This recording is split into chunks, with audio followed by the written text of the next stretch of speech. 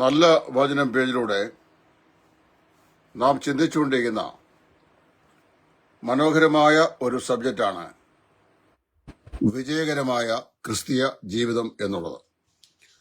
ആ വിഷയത്തിന്റെ രണ്ടാം ഭാഗം വിജയകരമായ ജീവിതത്തിന് അനിവാര്യമാകുന്ന രണ്ടാമത്തെ ഘടകം കർത്താവായ യേശു ക്രിസ്തുവിനോട് വളരെ അടുത്തുള്ള കൂട്ടായ്മ പുലർത്തുന്ന ഒരു ജീവിതം. ലൂക്കോസിന്റെ സുവിശേഷം 1:69 നാം ഇങ്ങനെ വായിക്കുന്നു: ആദ്യം മുതൽ തന്റെ വിശുദ്ധ പ്രവാചകന്മാർ മുഖാന്തരം അരുളി ചെയ്തതുപോലെ നമ്മുടെ ശത്രുക്കളുടെ വശത്തു നിന്നും നമ്മെ പകയ്ക്കുന്ന എല്ലാവരുടെയും കയ്യിൽ നിന്നും നമ്മെ രക്ഷിപ്പാൻ തന്റെ ദാസനായ ദാവീദിന്റെ ഗ്രഹത്തിൽ നമുക്ക് രക്ഷയുടെ കൊമ്പ് ഉയർത്തുകയും ചെയ്തിരിക്കുന്നു. ഇവിടെ 74 75 വാക്യങ്ങളിലും പറയപ്പെടുന്നത് നാം ആയുഷ്കാലമൊക്കെയും ഭയം കൂടാതെ തിരുമുമ്പിൽ വിശുദ്ധിയിലും നീതിയിലും തന്നെ ആരാധിപ്പാൻ നമുക്ക് കൃപ നൽകുമെന്ന് ദൈവം അരുളിച്ചെയ്തിരിക്കുന്നു. അതാണ് ഇവിടെ പ്രത്യേകം എടുത്ത് പറഞ്ഞിരിക്കുന്നത്. അപ്പോൾ വാസ്തവത്തില് വിജയകരമായ ഒരു ക്രിസ്തീയ ജീവിതം നമുക്ക് നയിക്കുവാൻ സാധിക്കുന്നതിന് അനിവാര്യമാകുന്ന ചില ഘടകങ്ങൾ ദൈവത്തിന്റെ വചനം നമ്മോട് നിർദ്ദേശിച്ചിട്ടുണ്ട്. അതിലൊന്നാണ് ഇവിടെ നാം വായിക്കുന്നത്: ദൈവം നമുക്ക് ഒരു രക്ഷയുടെ കൊമ്പിനെ ഉയർത്തിയിരിക്കുന്നു. എന്നാണ് ദൈവം രക്ഷയുടെ കൊമ്പിനെ നമുക്ക് ഉയർത്തിയത്?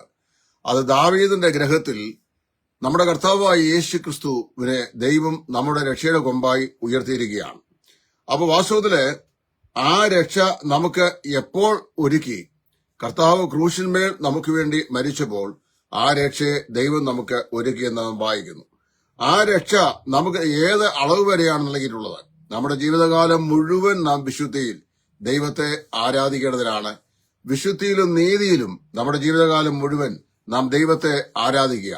അതും ഭയം കൂടാതെ, പാപഭയം കൂടാതെ ദൈവത്തെ ആരാധിക്കുക. അതാണ് ദൈവം ഈ രക്ഷയുടെ കൊമ്പുകൊണ്ട് നമ്മുടെ ജീവിതത്തിൽ സാധിപ്പിച്ചിരിക്കുന്നത്.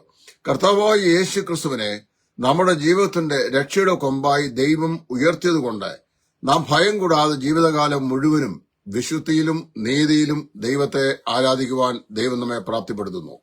വാസ്തവത്തിൽ നമുക്ക് ജീവിതകാലം മുഴുവൻ ഭയം കൂടാതെ, പാപഭയം കൂടാതെ വിശുദ്ധിയിലും നീതിയിലും ദൈവത്തെ ആരാധിക്കാൻ കഴിയുന്നില്ല എങ്കിൽ ഒന്നുകിൽ ദൈവവചനം തെറ്റായിരിക്കണം, അല്ലെങ്കിൽ നമ്മുടെ അനുഭവം തെറ്റായിരിക്കണം. ഇനി അനുഭവം ശരിയാകുകയും ദൈവവചനം തെറ്റാകുകയും ചെയ്തു പറയാൻ പറ്റുകയില്ല.